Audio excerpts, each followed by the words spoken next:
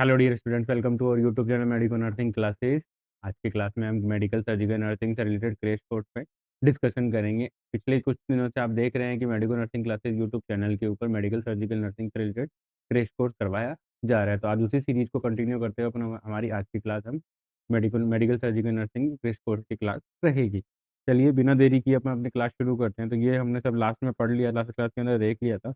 आज की क्लास के अंदर हमारा टॉपिक है हेड ट्रॉमा।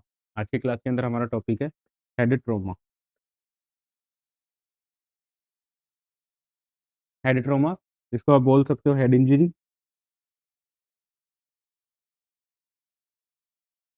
इसको आप क्या बोल सकते हो? हेड इंजरी भी आप बोल सकते हो। ठीक है, हेड ट्रॉमा और हेड इंजरी लगभग एक ही है। ठीक है, उसके बाद हम बात करते हैं कि हेड ट्रॉमा होता है। ठीक है, हेड ट्रॉमा किसी भी एक्सीडेंटल कोजेज। अब हेड ट्रॉमा का कोज क्या हो सकता है? रोड ट्रैफिक एक्सीडेंट हो सकते हैं। ठीक है, डायरेक्ट डायरेक्ट एक्सीडेंट हो सकता है। ठीक है, तो ये है। और साथ ही साथ में हो सकता है कि hit by an hard object. अगर किसी हार्ड ऑब्जेक्ट से आपका सर टकरा जाता है तो उस कंडीशन के अंदर भी क्या होने के चांसेस होते हैं? हेड ट्रॉमा होने के काफ़ी ज़्यादा चांसेस होते हैं student। ठीक है, तो ये मोस्ट कॉमन जो ईटियोलॉजी हो गई वो ये है इसमें, हेड ट्रॉमा की केयर है। उसके बाद हम बात करते हैं कि अगर सीएसएफ का लीकेज, अब हेड ट्रॉमा है तो उसमें हम यहाँ पे हम पूरा डिटेल्ड के साथ हेड ट्रॉमा डिस्कशन नहीं करेंगे। हम यहाँ पे डिस्कशन करेंगे जो इंपॉर्टेंट की पॉइंट जहाँ से एमसीक्यूज आपके नर्सिंग ऑफिसर रिक्रूटमेंट एग्जामिनेशन में आपको पूछे जाते हैं। अगर सीएसएफ लीकेज हो रहा है, ठीक है, मान लीजिए हेड ट्रॉमा हो गया। हेड ट्रॉमा ऐसा था कि जिसके अंदर सीएसएफ का क्या हो रहा है? लीकेज हो रहा है। क्या हो रहा है? सीएसएफ का लीकेज हो रहा है। अगर सीएसएफ का लीकेज होगा तो पेशेंट के अंदर क्या क्या चीजें एक्सपीरियंस होंगी? Frequent swallowing. अंदर अगर अंदर ही अंदर वो हो रहा है आपका, मान लीजिए नेजल केविटी से आपका सीधा ओरोफेरिंग्स के अंदर अगर जा रहा है। ठीक है, और नेजल केविटी सीधा ओरोफेरिंग्स से सीधा वो लेरिंग्स के अंदर अगर जा रहा है तो सिचुएशन के अंदर क्या होगा? इंडिविजुअल क्या करेगा? फ्रीक्वेंट स्वेलिंग, वो बार बार निगलता रहेगा। ठीक है, यहाँ से आपके एसोसिएटिव स्टडी का एक टेस्ट होगा, फ्रीक्वेंट स्वेलिंग।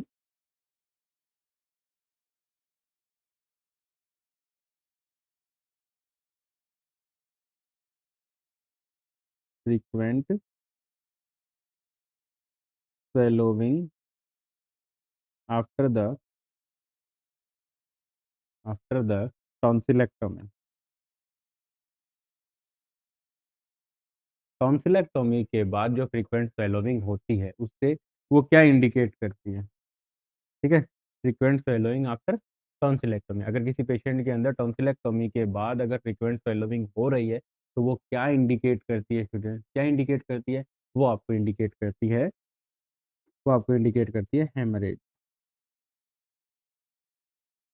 ठीक है, ये आपका एक एसोसिएटिव स्टडी हो चुका है। ठीक है, ये मैं से पहले भी पढ़ा चुका हूँ और अभी मैंने इसको आपके एसोसिएशन के लिए, आपके लिंक बनाने के लिए मैंने इसको क्या किया है, इसको आपको दोबारा बताया। ठीक है, तो ये एक हमारा एक इंपॉर्टेंट की पॉइंट है कि मान लीजिए हेड ट्रोमा हो गया पेशेंट को। अब हेड ट्रोमा होने के बाद अगर पेशेंट फ्रीक्वेंट स्वेलोविंग कर रहा है, ठीक है, अगर सीएसएफ का लीकेज होगा तो अगर वो सीएसएफ का लीकेज है नेजल केविटी के थ्रू, अगर आपको पोस्टीरियर ओरोफेरिंग्स है, ठीक है, नेजोफेरिंग्स है, ओजोफेरिंग्स है, वहां से होते हुए लेरिंग्स के अंदर जाकर के अगर आप उसको स्वेलो कर रहे हो तो पेशेंट क्या करेगा? फ्रीक्वेंट स्वेलोविंग करेगा। साथ ही साथ ओटोरिया, ओटोरिया का मतलब टर्मिनोलॉजी अच्छी खासी। Otorrhoea, sorry sorry,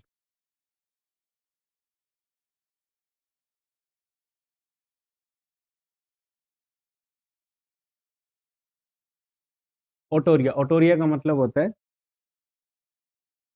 discharge of fluid,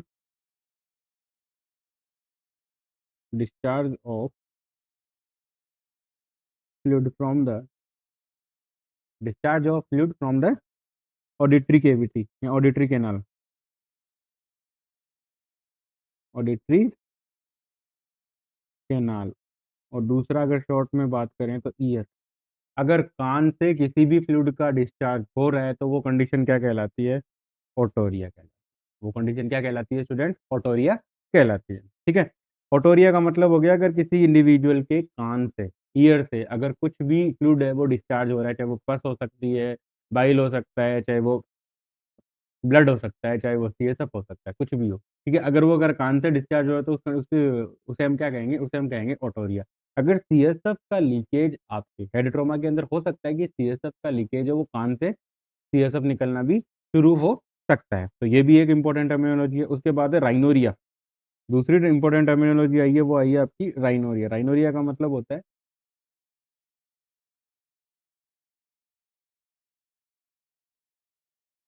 rhinorrhoea का मतलब होता है student discharge of fluid, discharge of fluid from the, कहाँ से, नेजल, नेजल केविटी। अगर नेजल केविटी से, अगर किसी के नाक से अगर कोई भी फ्लूइड है उसका डिस्चार्ज हो रहा है, तो फ्लूइड हो सकता है, ब्लड हो सकता है, बाइल हो सकता है, कुछ भी हो, अगर फ्लूइड लाइक सब्सटेंस का डिस्चार्ज हो रहा है तो वो कंडीशन क्या कहलाती है, राइनोरिया कहलाती है। आप सब जानते हैं in case of rhinitis, rhinitis को बोलते हैं अपन कॉमन कोल्ड। ठीक है, राइनाइटिस को अपन बोल देते हैं कॉमन कोल्ड यहाँ पे। ठीक है, राइनाइटिस का एक जो जनरल नाम है वो हो गया आपका कॉमन कोल्ड। तो राइनाइटिस के अंदर क्या होता है, inflammation of, the inflammation of,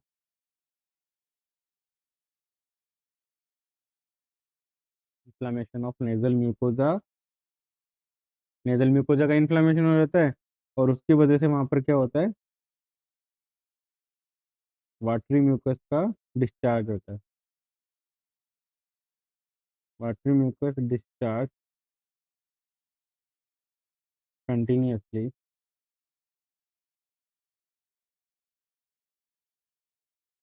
continuously from the, continuously from the nose, nose से कंटिन्यूअसली डिस्चार्ज होता रहता है। किसका डिस्चार्ज होता है स्टूडेंट, म्यूकस का डिस्चार्ज होता रहता है, तो वो कंडीशन आपकी क्या कहलाती है, राइनोरिया कहलाती है।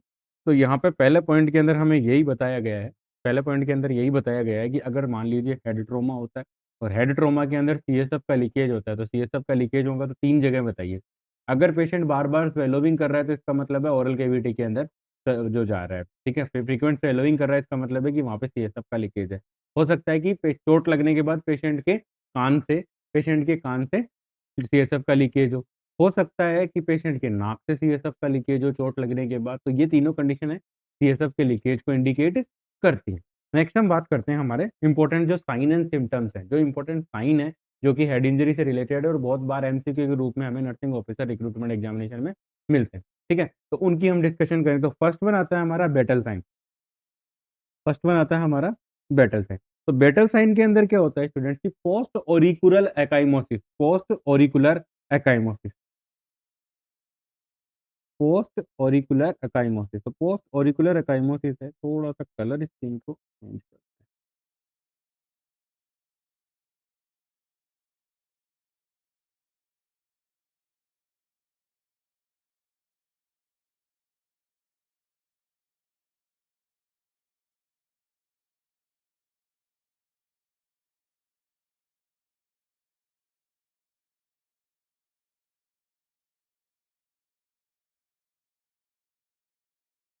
ठीक है। पोस्ट ऑरिकुलर अकाइमोसिस आपको देखने को क्या मिलता है, वहां पे आपको देखने को मिलता है पोस्ट ऑरिकुलर अकाइमोसिस, वहां पर आपको देखने को मिलता है। तो पोस्ट ऑरिकुलर अकाइमोसिस का मतलब क्या होता है, ठीक है, यहाँ पे क्या होता है, bruising behind the auricular that indicate the base skull fracture. अगर बेस स्कल बेस का फ्रैक्चर है, स्कल के बेस का फ्रैक्चर हो गया, तो उस कंडीशन के अंदर क्या होगा, किसी भी इंडिविजुअल के अंदर पोस्ट ऑरिकुलर अकाइमोसिस आपको देखने को मिलेगा। क्या मिलेगा, पोस्ट ऑरिकुलर अकाइमोसिस। इन सब का मैंने इमेज रख करके भी मैं आपको समझाऊंगा। मैं लेके चलता हूँ पहले डायरेक्टली, ये देखिए बेटल साइन। बेटल साइन के अंदर देखिए, यहाँ पर जो आप देख रहे हो रेड सर्किल के अंदर, ये आ गया आपका पोस्ट ऑरिकुलर अकाइमोसिस। ये मोस्ट कॉमनली आपको mastoid bone, mastoid bone, mastoid bond के सराउंडिंग के अंदर आपको देखने को मिलता है। हेड इंजरी के अंदर ये इंपॉर्टेंट साइन आता है स्टूडेंट, जहां पर आप डायरेक्टली देख के पता लगा सकते हो कि पेशेंट के बेस स्कल का फ्रैक्चर है कि नहीं है। ठीक है स्टूडेंट, तो ये एक हमारे लिए इंपॉर्टेंट साइन है कि हेड इंजरी के अंदर दो इंपॉर्टेंट साइन आते हैं। ठीक है, वो मैं आपको बताने की कोशिश कर रहा हूँ। उसमें से पहला साइन है, क्या है, पहला साइन है बेटल साइन। बेटल साइन के अंदर क्या होता है कि पोस्ट ऑरिकुलर कान के पीछे जो मेस्टोइड प्रोसेस होती है उसके आसपास क्या हो जाता है, वहाँ पे अकाइमोसिस हो जाता है। ठीक है, वो क्या हो जाता है, अकाइमोसिस हो जाता है। नेक्स्ट वन जो इंपॉर्टेंट साइन आता है वो आपका आता है स्टूडेंट रेकॉन्स आई। जो इंपॉर्टेंट साइन आता है वो आता है आपका रेकॉन्स आई। ठीक है, रेकॉन आई के अंदर क्या होता है, पेरी ऑर्बिटल अकाइमोसिस हो जाता है। इसमें क्या होता है, पेरी ऑर्बिटल अकाइमोसिस। इसमें क्या होता है, पेरी ऑर्बिटल अकाइमोसिस। पेरी ऑर्बिटल अकाइमोसिस का मतलब आप समझ गए होंगे कि आंख के चारों तरफ। अगर मैं इसको आपसे रिलेटेड करूं, ये देखो पेरी ऑर्बिटल अकाइमोसिस, यहाँ पर देखो आप, ये है आपका पेरी ऑर्बिटल अकाइमोसिस जो ग्रीन कलर की इमेज के अंदर है। जूम करके दिखा देता हूँ। ठीक है, ये क्या है हमारा पेरी ऑर्बिटल अकाइमोसिस। को देखो यहाँ पर देखो आप, ये देखो ऑर्बिटल, ऑर्बिटल केविटी के आसपास आपको क्या देखने को मिल रहा है, अकाइमोसिस आपको देखने को मिल रहा है। तो ये कंडीशन या ये साइन क्या कहलाता है, रेकॉन साई। रेकॉन साई के अंदर स्टूडेंट हम क्या कर रहे हैं, पेशेंट के जैसे किसी पेशेंट को हेड इंजरी हुई है तो हेड इंजरी वाले पेशेंट के अंदर रेकॉन साई प्रेजेंट होगा, और रेकॉन साई के अंदर क्या होता है, पेरी ऑर्बिटल अकाइमोसिस हो जाता है। और पोस्ट ऑरिकुलर अगर अकाइमोसिस है तो वो साइन क्या कहलाता है, बेटल साइन। और ये दोनों साइन इंपॉर्टेंट है, ये दोनों साइन क्या है, इंपॉर्टेंट है। और ये दोनों साइन कहाँ प्रेजेंट होते हैं, in case of head trauma. ये प्रेजेंट होते हैं आपके head, in case of head trauma.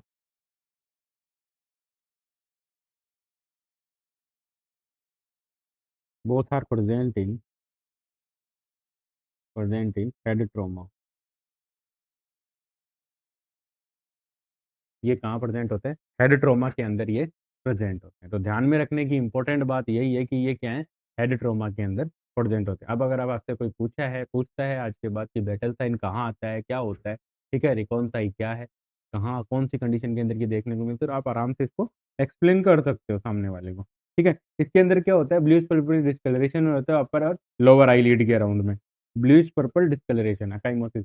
अगर आपको ये, आपने अगर पुरानी फिल्में देखी होंगी तो उसके अंदर जब भी विलेन अब हीरो को मारता था या जब हीरो विलेन को मारता था तो उस कंडीशन के अंदर जो विलेन है उसकी आंख पे जब चोट लगती थी तो चारों तरफ से वो क्या हो जाती थी, ब्लीच डिस्कलरेशन अलग अलग से दिखाई देती थी। आपने देखा होगा, और आपने मोस्ट कॉमनली अपने जनरल रूटीन के अंदर भी देखा होगा। और अगर है, आपने अगर प्रैक्टिस के दौरान ध्यान से देखा है और आपने अगर कभी कभी किसी हेड इंजरी वाले पेशेंट की केयर की है तो उस कंडीशन के अंदर क्या है, आपने ये साइन है वो प्रैक्टिकली आपने और क्लिनिकली आपने ये साइन ऑब्जर्व किए होंगे। ठीक है, आई होप आप लोगों को ये जो हेड ट्रॉमा की जो क्लास है वो समझ में आ रही है। अगर किसी भी स्टूडेंट को कोई भी डाउट है तो आप मुझे कमेंट सेक्शन में जरूर पूछ सकते हैं, मैं डेफिनेटली उसका आंसर करूंगा।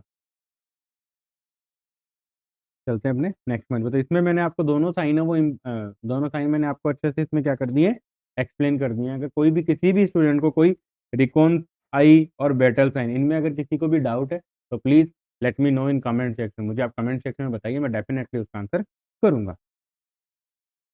नेक्स्ट वन है एक important sign, third one important sign जो कि हमारे हेड इंजरी के अंदर प्रेजेंट होता है। थर्ड वन जो इंपॉर्टेंट साइन है जो कि हेड इंजरी के अंदर प्रेजेंट होता है वो क्या है आपका, हेलो साइन। सबसे इंपॉर्टेंट स्टूडेंट ध्यान रखने की बात है। ठीक है, हेलो साइन। हेलो साइन क्या होता है, देखो हेलो साइन के अंदर क्या होता है, हेलो साइन आता है आपका हेड इंजरी के केस के अंदर होता है। इसमें क्या होता है, अगर मान लीजिए राइनोरिया है, ओटोरिया है। अब आपको राइनोरिया और ओटोरिया तो प्रेजेंट हो गया, अब जरूरी थोड़ी है कि राइनोरिया और ओटोरिया, राइनोरिया तो जुकाम में भी हो जाता है।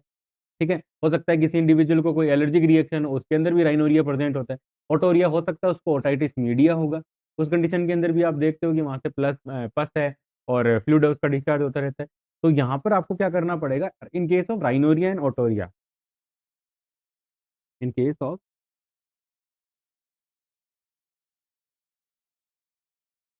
इन केस ऑफ राइनोरिया,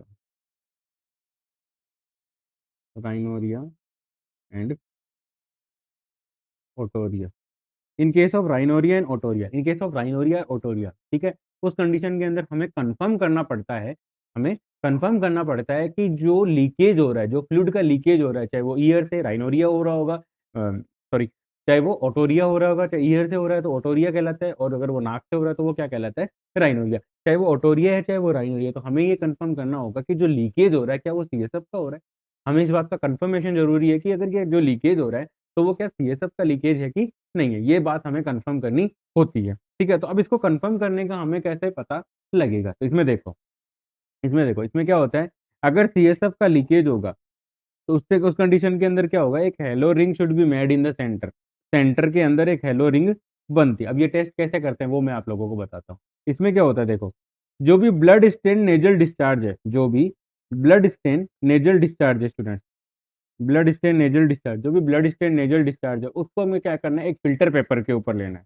उसे हमें क्या करना है, एक फिल्टर पेपर के ऊपर लेना है, जैसा कि आप इस इमेज में देख रहे हो। जैसा कि आप इस इमेज में देख रहे हो, उसे हमें क्या करना पड़ता है, एक फिल्टर पेपर के ऊपर लेना पड़ता है। और फिल्टर पेपर पे लेने के बाद जब वो एब्जॉर्ब हो जाता है अच्छे से, तो उसके बाद हमें देखना है, उसको क्या करना है, एग्जामिन करना है। ठीक है, इस दौरान हमें क्या करना है, wait and examine, wait and examine. उसके बाद हमें क्या करना है, एग्जामिन करना, और एग्जामिन करके हमें ये देखना है कि एक पेल सराउंडिंग, पेल रिंग बन जाती है। यहाँ पर आप देखोगे इसके अंदर, ये देखो, जो मैं डॉट डॉट वाला लेके आता हूं, ये देखो आप, जहां पर मैंने ये बनाया है, ठीक है, ये जो बनाया है मैंने, यहाँ पे देखो, ये पेल कलर की, आपको ये देखो, ये वाली जहां पर ये मैंने बनाई, ये क्या है, एक पेल कलर की रिंग आपको दिखाई दे रही होगी स्टूडेंट। और यही पेल कलर की जो रिंग है, अगर आपको वहां पर दिखाई देती है जब आप सीएसएफ का एग्जामिन कर रहे हो, तो उस सिचुएशन के अंदर क्या है, ये most likely to CSF leak. ठीक है, वो क्या है, आपका सीएसएफ लीक है। जैसे ही आपने क्या किया, नेजल डिस्चार्ज था, ब्लडी नेजल डिस्चार्ज था, उसके अंदर आपको देखना है कि भाई सीएसएफ आ रहा है कि नहीं आ रहा, तो आपको क्या करना है, सबसे पहले उस नेजल डिस्चार्ज को एक फिल्टर पेपर के ऊपर लेना है। कहाँ लेना है, एक फिल्टर पेपर के ऊपर लेना है। और फिल्टर पेपर पे लेने के बाद जब वो एब्जॉर्ब हो जाता है, तो उसको हमें क्या करना है, एग्जामिन करना है, एग्जामिन करना है। एग्जामिन करके हमें ये देखना है कि उस ब्लड स्टेन के अराउंड अगर येलो कलर की और पेल कलर की, अगर देखो यहाँ पे लिखा है ना, शुड बी मेड, एक हेलो रिंग सी बन जाती है, एक हेलो रिंग सी बन जाती है। अगर वो रिंग बन रही है, इसका मतलब है ये वाली जो रिंग अगर बन रही है, तो वो क्या है, एक positive halo sign. Halo sign क्या है, पॉजिटिव, पॉजिटिव हेलो साइन है। और ये एक कंफर्मेटरी इंडिकेशन होता है कि हाँ, जो लीकेज हो रहा है, चाहे वो ओटोरिया का है, चाहे वो राइनोरिया का है, वो क्या है, सीएसएफ का लीकेज है। तो ये है स्टूडेंट सबसे इंपॉर्टेंट बात। ठीक है, नेक्स्ट हमारा टॉपिक आता है हंटिंगटन कोरिया। नेक्स्ट हमारा जो टॉपिक आता है वो क्या है, एक इंपॉर्टेंट टॉपिक है, जो क्या है, एक हंटिंगटन कोरिया। क्या है, हंटिंगटन कोरिया। तो स्टूडेंट आप हंटिंगटन कोरिया के बारे में देखो। हंटिंगटन कोरिया क्या है, एक डिजनरेटिव डिसऑर्डर है, किसका, ब्रेन का। एक हंटिंगटन कोरिया क्या है, एक डिजनरेटिव डिसऑर्डर है, वो क्या है, किसका, ब्रेन का, ब्रेन का डिजनरेटिव डिसऑर्डर है। और इस डिजनरेटिव डिसऑर्डर का मोस्ट कॉमन इटियोलॉजी क्या होगा, मैं आपको बताता हूँ, advance age. Advance age is the most common etiology for the degenerative disorder. जैसे जैसे एज एडवांस होती जाती है, वैसे वैसे हमारी बॉडी के अंदर डिजेनरेटिव चेंजेस आपको देखने को मिलते हैं। और each and every system will affect from this. ठीक है, बॉडी की एज हो रही है, जैसे जैसे बॉडी उम्र होती जा रही है, जैसे जैसे इंडिविजुअल की एज बढ़ती जा रही है, पेशेंट की एज बढ़ती जा रही है, तो वैसे वैसे पेशेंट की बॉडी के जो सिस्टम्स हैं, उनके अंदर डिजेनरेटिव चेंजेस आपको देखने को डेफिनेटली वहाँ पे मिलते हैं। और इन डिजेनरेटिव चेंजेस की वजह से हो सकता है कि पेशेंट के जो नर्वस सिस्टम है, जीआई सिस्टम है, स्केलेटल सिस्टम है, उनके अंदर बहुत ज़्यादा मेजर चेंजेस आ जाते हैं। ठीक है, अगर एक तो एडवांस एज हो गया पहला, तो जो आपके डिजेनरेटिव, और दूसरा होता है auto immune disorder. Auto immune disorder, auto immune disorders भी क्या है, ऑटो इम्यून डिसऑर्डर्स भी क्या है, एक इंपॉर्टेंट इटियोलॉजी है, जो कि डिजेनरेटिव बॉडी के अंदर डिजेनरेटिव डिसऑर्डर्स है वो कॉज कर देते हैं। ठीक है, ये भी एक इंपॉर्टेंट इटियोलॉजी होती है। तो यहाँ पर हम बात करते हैं हंटिंगटन कोरिया। तो हंटिंगटन कोरिया क्या है, एक ब्रेन का डिजेनरेटिव डिसऑर्डर है, जिसके अंदर क्या होता है, अबनॉर्मल गेट, चलने फिरने में दिक्कत हो जाती है। हंटिंगटन कोरिया ब्रेन का है, तो ब्रेन तो पूरी बॉडी को कंट्रोल करता है। ठीक है, पूरी बॉडी के अंदर जो भी सिस्टम, जो भी फंक्शनल हो रहा है, जो भी बॉडी की पूरी फिजियोलॉजी, उसको कंट्रोल करने का काम ब्रेन कर रहा है। तो अब अगर ब्रेन के अंदर डिजेनरेटिव चेंजेस आ रहे हैं, तो डेफिनेटली कि बॉडी के अंदर जो कंट्रोल है वो धीरे धीरे होने लगता है। तो अबनॉर्मल गेट, तो चलने फिरने के अंदर आपका जो गेट है वो अबनॉर्मल हो जाता है। अबनॉर्मल इनवॉलेंट्री बॉडी मूवमेंट्स आपको देखने को मिलेंगे, इनवॉलेंट्री बॉडी मूवमेंट्स आपको देखने को मिलते हैं। तो ये दो चीजें सबसे ज्यादा इंपॉर्टेंट होती है। तो हंटिंगटन कोरिया के अंदर क्या होता है स्टूडेंट, हंटिंगटन कोरिया एक डिजेनरेटिव डिसऑर्डर है ब्रेन का, जिसके अंदर सबसे ज्यादा गेट अबनॉर्मल होता है, और साथ के साथ अबनॉर्मल इनवॉलेंट्री मूवमेंट होना शुरू हो जाते हैं बॉडी के अंदर। चलते हैं अपने next most and important point. आज का जो सबसे इंपॉर्टेंट टॉपिक है वो क्या है, ग्लासकोमा स्केल। इंपॉर्टेंट पॉइंट है ग्लासकोमा।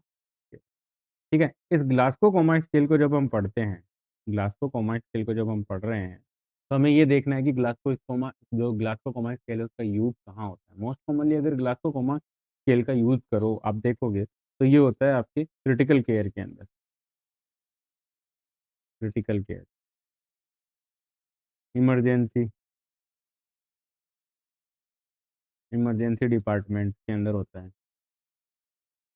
आईसीयूज के अंदर आपको देखने को मिलेगा।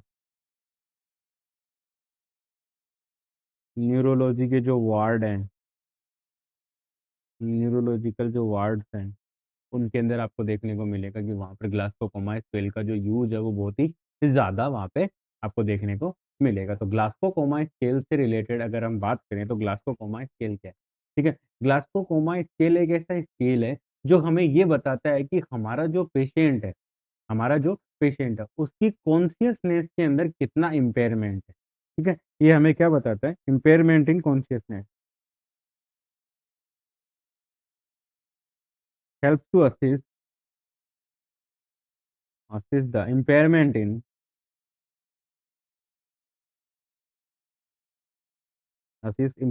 in consciousness कॉन्शियसनेस कॉन्शियसनेस के अंदर कॉन्शियसनेस ऑफ पेशेंट पेशेंट की जो कॉन्शियसनेस है उसके अंदर कितना अल्टरेशन आ चुका है उस कंडीशन को कौन बताता है? ग्लास्कोकोमा स्केल। ये एक इंपॉर्टेंट स्केल है, बहुत बार इससे क्वेश्चन पूछे जाते हैं क्योंकि इसके अंदर जो की पॉइंट्स अभी मैं आपको लोगों के साथ डिस्कस करने वाला हूँ वहां से डायरेक्टली एमसीक्यू है वो आपको देखने को मिल सकते हैं। ठीक है, तो ग्लास्कोकोमा स्केल क्या होती है? एक ऐसी स्केल डिजाइन की गई है ताकि हम डेप्थ ऑफ या इम्पेयरमेंट ऑफ कॉन्शियसनेस और कोमा स्टेट, पेशेंट की जो कोमा स्टेट है उसकी impairment in consciousness, assess the depth and impairment in consciousness कि पेशेंट की जो कॉन्शियसनेस है उसके अंदर कितना इम्पेयरमेंट है, पहला तो ये बताता है। दूसरा क्या बताता है? And also assess coma coma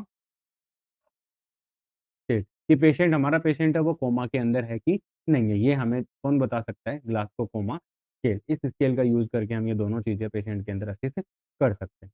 ठीक है, साथ ही साथ ये क्या हेल्प करती है कि ये जब हम ग्लास्कोकोमा स्केल का यूज कर रहे हैं तो हमें ये बताती है chronic acute and chronic brain brain impairment with in A trauma. जब मान लीजिए आप ग्लास्कोकोमा स्केल का यूज करके आप किसी पेशेंट की कॉन्शियसनेस को चेक कर रहे हो तो आपको क्या क्या बताया? पहला बताया उसने कि लेवल ऑफ कॉन्शियसनेस कितना है, लेवल ऑफ कॉन्शियसनेस या impairment in consciousness, patient coma में है कि नहीं है, या इम्पेयरमेंट के कॉन्शियसनेस के अंदर कितना इम्पेयरमेंट। साथ ही साथ ये बताता है कि अक्यूट और क्रोनिक ब्रेन इम्पेयरमेंट ट्रोमा। ठीक है, जब भी पेशेंट हॉस्पिटलाइज होता है और मान लीजिए किसी ट्रोमा वाली एक्सीडेंटल सिचुएशन या एक्सीडेंटल कंडीशन के अंदर ये हमें ये बताती है कि पेशेंट के ब्रेन के अंदर कितना इम्पेयरमेंट हुआ है। साथ ही साथ इसके द्वारा हम ये प्रिडिक्ट कर सकते हैं कि हमारा जो पेशेंट है वो मर सकता है या फिर उसके कोमा में जाने के चांसेज है या फिर उसके कोमा से रिटर्न होने के चांसेज है। तो ये भी हम इसके द्वारा हम क्या कर सकते हैं? पता लगा सकते हैं। तो ये है इसका थोड़ा एक्सप्लेनेशन कि ग्लास्कोकोमा स्केल होती क्या है, क्यों यूज की जाती है। मोस्ट कॉमनली इसका यूज किया जाता है पहला acute and chronic brain impairment के लिए करते हैं। साथ ही साथ दूसरा हमें ये बताता है कोमा स्टेट, पेशेंट हमारा कोमा में है कि नहीं है। तीसरा ये बताता है कि पेशेंट की कॉन्शियसनेस के अंदर कितना इम्पेयरमेंट हुआ है या कितनी डेप्थ तक हमारा पेशेंट है वो अनकॉन्शियस है। ये चार पांच चीजें इसके द्वारा हम असेस कर सकते हैं। आई होप आप लोगों को समझ में आ रहा होगा। अगर किसी भी स्टूडेंट को कोई डाउट है तो प्लीज़ आप मुझे कमेंट सेक्शन में बताओ, मैं डेफिनेटली उसका आंसर करूँगा। ठीक है, समझ रहे हो? अगर कोई डाउट है तो प्लीज़ आप कमेंट सेक्शन में बताया करो ताकि मैं उस डाउट को आपके क्लियर कर सकूँ और आपकी तैयारी में आपकी मदद कर सकूँ। अब हम बात करते हैं जो ग्लास्कोकोमा स्केल है उसको डिटेल्ड और डिस्क्रिप्टिव तरीके से हम इसको पढ़ते हैं। तो ग्लास्कोकोमा स्केल के अंदर हम क्या करते हैं? सबसे पहले तो हम पेशेंट के बिहेवियर मतलब जो जो चीज़ें हमें ऑब्जर्व करनी है उन चीज़ों के बारे में हम बात करते हैं। और रेस्पॉन्स, कुछ ऑब्जर्वेशन करेंगे उन ऑब्जर्वेशन या कुछ ऑब्जर्वेशन करेंगे उन ऑब्जर्वेशन के ऊपर हम देखेंगे कि पेशेंट किस प्रकार से उन चीज़ों को रेस्पॉन्स कर रहा है। इसमें क्या करते हैं? हम पेशेंट को कुछ स्टिमुलस देते हैं। स्टिमुलस मतलब कुछ भी अब मैं डिस्कस करूंगा, आई ओपनिंग के लिए है, वर्बल रेस्पॉन्स है, मोटार रेस्पॉन्स है। इनके लिए हम पेशेंट को कुछ स्टिमुलेशन देते हैं और ऑब्जर्व करते हैं कि हमने जो पेशेंट को स्टिमुलेशन दिया है उस स्टिमुलेशन पर पेशेंट का क्या रेस्पॉन्स निकला है। ठीक है, यहाँ पर दो चीजें इंपॉर्टेंट है, पहले आपने स्टिमुलेशन देना है, उसके बाद हमें ये ऑब्जर्व करना है कि पेशेंट को हमने जो स्टिमुलस दिया उस स्टिमुलस के ऊपर पेशेंट है वो किस प्रकार से रेस्पॉन्स कर रहा है। ठीक है, तो यहाँ पर जो ग्लासगो कोमा स्केल के अंदर मोस्ट कॉमनली 3 प्रकार के ऑब्जर्वेशन किए जाते हैं। पहला ऑब्जर्वेशन क्या आएगा, आपका पहला ऑब्जर्वेशन आएगा आई ओपनिंग, कि पेशेंट है वो आंखें किस तरीके से खोल रहा है या नहीं खोल रहा आंखों के ऊपर। ठीक है, दूसरा आपका ऑब्जर्वेशन आता है वर्बल रेस्पॉन्स, वर्बल रेस्पॉन्स।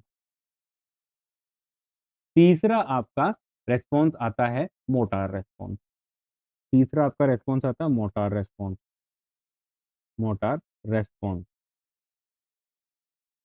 तीसरा आपका रेस्पॉन्स आता है मोटार रेस्पॉन्स। अब मोटार, ये तीनों रेस्पॉन्स हमें क्या करने हैं, ऑब्जर्व करने हैं ग्लासगो कोमा स्केल के अंदर। ये तीनों रेस्पॉन्स हमें क्या करने हैं, ग्लासगो कोमा स्केल के अंदर हमें क्या करने हैं, ऑब्जर्व करने होते हैं student। ठीक है, तो चलते हैं हम पहले ऑब्जर्वेशन की बात करते हैं। पहला ऑब्जर्वेशन हमारा क्या है, आई ओपनिंग।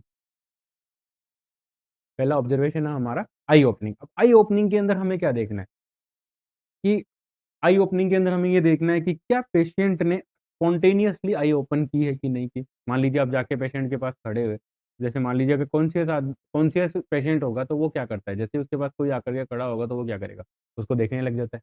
डेफिनेट है, ऐसा ही होता है, नॉर्मल रेस्पॉन्स यही होता है। तो हमें ये देखना है कि जैसे ही हम पेशेंट के पास गए, जब हम ग्लासगो कोमा स्केल को असिस्ट कर रहे हैं और हम जैसे ही पेशेंट के पास गए, तो हमें ये देखना है कि क्या पेशेंट ने हमें हमारी प्रेजेंस को देख करके क्या पेशेंट ने स्पॉन्टेनियसली आंखें खोली है। अगर उसने आंखें खोली हैं स्पॉन्टेनियसली, जैसे ही आप पेशेंट के पास जाकर के खड़े होते हो, तो उसे नंबर देने हैं आपको 4 नंबर। वो आपको, उसे हमें देना है 4 नंबर। नेक्स्ट, मान लीजिए आपके पेशेंट ने, आप चले गए, उसके बाद उसके आपके पेशेंट ने आंखें नहीं खोली। अब आंखें नहीं खोली तो हम क्या कहेंगे, पेशेंट को बोलेंगे कि राम श्याम, जो भी पेशेंट का, हमारे पेशेंट का नाम होगा वो हम पेशेंट का नाम बोलेंगे। ठीक है, तो जैसे ही हमने नाम बोला, अगर नाम बोलने के साथ वो पेशेंट अगर अपनी आंखें खोल के हमें देख रहा है, तो उस पेशेंट को हम देंगे 3 नंबर टू स्पीच पे, स्पॉन्टेनियस पे 4, टू स्पीच पे हम देंगे उसको 3। मान लीजिए नहीं खोली जी, आप गए, स्पॉन्टेनियसली भी नहीं खोली, स्पीच पे भी नहीं खोली। अब हमें क्या करना पड़ेगा, कुछ स्टिमुलेशन, मान ले उसे चिमटी काटनी पड़ेगी। ठीक है, उसको कुछ पेनफुल स्टिमुलेशन देना होगा। पेनफुल स्टिमुलेशन के ऊपर खोल रहा है आंखें, तो इसका मतलब है 2 नंबर उसको हम दे सकते हैं। आई ओपनिंग के अंदर उसे हम दे सकते हैं 2 नंबर। ठीक है, अगर सब कुछ कर लिया, नाम भी बुला लिया, स्पॉन्टेनियसली भी नहीं खोल रहा, पेन भी कर लिया, पेन स्टिमुलेशन दे करके भी देख लिया, नहीं ओपन कर रहा है, तो नो रेस्पॉन्स का हमें देना है उसको 1 नंबर। ठीक है स्टूडेंट, नो रेस्पॉन्स का भी हमें यहाँ पर देना है 1 नंबर। ध्यान रखना, कुछ ऐसी स्केल्स हैं जहाँ पे नो रेस्पॉन्स का आपको नंबर देना होता है 0, but in Glasgow coma scale हमें नो रेस्पॉन्स का भी 1 नंबर देना होता है। ठीक है, आई होप आप लोगों को कुछ समझ में आ रहा हो। अगर कोई डाउट है तो प्लीज आप कमेंट सेक्शन में पूछिए। तो आई रेस्पॉन्स की जो मैक्सिमम वैल्यू होगी वो कितनी होगी, मैक्सिमम इसकी जो वैल्यू होगी वो होगी 4, और मिनिमम इसकी जो वैल्यू होगी वो कितनी होगी, मिनिमम इसकी जो वैल्यू होगी वो कितनी होगी, 1। ठीक है, समझ में आ रहा है।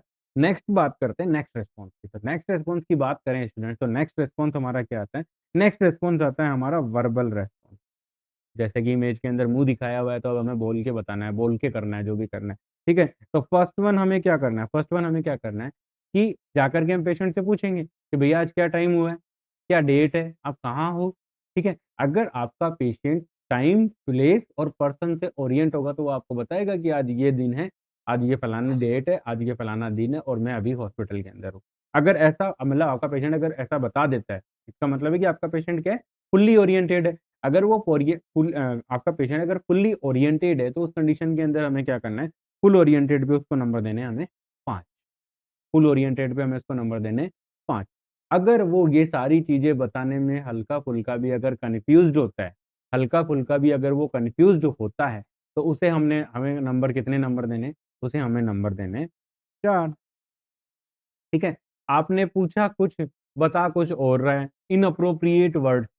आपने पूछा डेट और वो बोल रहा है कि नहीं मैंने तो सुबह दाल खाई थी, दाल चावल खाए थे, इनअप्रोप्रिएट वर्ड्स है, तो इसका मतलब उसे देने 3 नंबर। और इन इनकॉम्प्रिहेंसिबल साउंड, मतलब आपने पेशेंट से पूछा वर्बल रेस्पॉन्स दिया, पूछा कुछ, लेकिन आपके पेशेंट ने आपको कोई एक अलग ही साउंड निकालना शुरू कर दिया, तो उसे हम बोलेंगे, उसको नंबर देंगे, उस सिचुएशन के अंदर हम नंबर देंगे उसको 2। ठीक है। और अगर वो कोई रेस्पॉन्स नहीं दे रहा है तो उसे नंबर कितने देने हैं इन ग्लास को कोमा स्केल में बता चुका हूँ। नो रेस्पॉन्स का भी कितना नंबर है, 1 नंबर। तो वर्बल रेस्पॉन्स की अगर मैं बात करूं तो इसमें जो मैक्सिमम नंबर कितने होंगे, मैक्सिमम नंबर इसमें होंगे आपके 5, और मिनिमम इसमें होंगे, मिनिमम इसमें आपके नंबर कितने होंगे, ठीक। ठीक है जी, समझ रहे हो? डाउट है कमेंट सेक्शन में बताओ, डेफिनेटली उसका आंसर करूंगा। नेक्स्ट वन आता है हमारा, थर्ड वन जो रेस्पॉन्स आता है वो आता है हमारा मोटार रेस्पॉन्स। जैसे कि आपको यहाँ पे इमेज के अंदर हाथ दिखाया गया है, अब हमें फिजिकली पेशेंट को टच करके हमें पेशेंट को क्या करना है, बताना है, या पेशेंट के फिजिकल मूवमेंट्स को हमें देखना है। ठीक है। तो फर्स्ट वन है ओबे द कमांड। मान लीजिए आपने पेशेंट को कमांड दी कि हाथ मिलाओ, या अपनी फाइल को पकड़ो, या आपने उस हाथ को यहाँ लेकर के आओ, आपने पेशेंट को कोई कमांड दी, ठीक है, और आपके पेशेंट ने उसको क्या किया, आपकी कमांड सुनी, सुनते ही उसने क्या कर दिया, फॉलो कर दिया, तो इसका मतलब है कि वो ठीक है, उसका मोटार रेस्पॉन्स है वो बहुत अच्छा मोटार रेस्पॉन्स आ रहा है, तो इसलिए हम उसको नंबर देंगे 6। ठीक है। उसके बाद है, उसके बाद अब क्या कर रहा है, मान लीजिए मूव टू लोकेलाइज पेन, लेकिन जब वो मूव कर रहा है तो उसको क्या हो रहा है, लोकेलाइज पेन हो रहा है, उसको क्या हो रहा है, लोकेलाइज्ड पेन हो रहा है। अगर उसको लोकेलाइज्ड पेन हो रहा है तो उसको नंबर देंगे हम 5। ठीक है। उसको जब पेन हो रहा है, लोकेलाइज पेन हो रहा है मूवमेंट के अंदर, तो हम उसको नंबर देंगे 5। अगर कोई पेन नहीं है और वो आराम से एकदम फुल्ली वो अपनी कमांड का अच्छे से फॉलो कर रहा है, अगर एग्जामिनर की कमांड को वो अच्छे से फॉलो कर रहा है, तो उस कंडीशन के अंदर हम उसे नंबर देंगे 6। अगर वो कमांड फॉलो कर रहा है लेकिन उसको पेन हो रहा है, लिटिल बिट वो पेन फील कर रहा है वहां पे, तो सिचुएशन के अंदर उसको हम कितने नंबर देंगे, 5। नेक्स्ट वन है flex to withdraw from pen.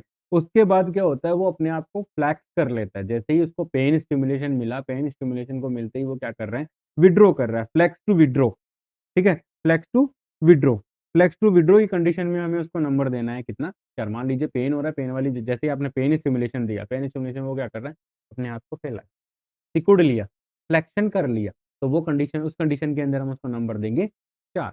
Next one है अबनॉर्मल फ्लेक्शन। अगर आपका पेशेंट अबनॉर्मल फ्लेक्शन शो कर रहा है, अबनॉर्मल फ्लेक्शन शो कर रहा है, तो उस कंडीशन के अंदर हम उसको नंबर देंगे 3। और अगर अबनॉर्मल एक्सटेंशन शो कर रहा है, तो उस कंडीशन के अंदर हम उसको नंबर देंगे कितने, 2। और नो रेस्पॉन्स के हम उसके कितने नंबर देंगे, 1। मैं आपको पहले ही ये बता चुका हूँ। ठीक है। नो रेस्पॉन्स का उसको कितना नंबर देंगे, 1 नंबर देते हैं। तो इस मोटार रेस्पॉन्स के अंदर भी जो मैक्सिमम नंबर्स हैं, मैक्सिमम स्कोर है 6, और मिनिमम स्कोर है वो कितना है स्टूडेंट, 1। ठीक है। ये हो गया हमारा इस स्केल के बारे में, मोटा मोटा मैंने आपको यहाँ पे अच्छे से बता दिया। ठीक है। पूरी अच्छे से एक्सप्लेनेशन आपको स्केल के बारे में मैंने दे दिया। अगर कोई डाउट है तो आप कमेंट सेक्शन में मेरे से पूछिए। अब हमें क्या करना है, इस स्कोर या इस स्केल के अकॉर्डिंग हम पेशेंट का ऑब्जर्वेशन किया, हमने पेशेंट को नंबरिंग दी। अब इस नंबरिंग के बेसिस पे हमें क्या करना पड़ेगा स्टूडेंट, हमें करना पड़ेगा इंटरप्रिटेशन। हमें करना पड़ेगा इंटरप्रिटेशन कि भाई क्या स्कोर मिल रहा है और क्या सही है। ठीक है। उससे पहले मैं आप लोगों को एक चीज सिखाना चाहूंगा।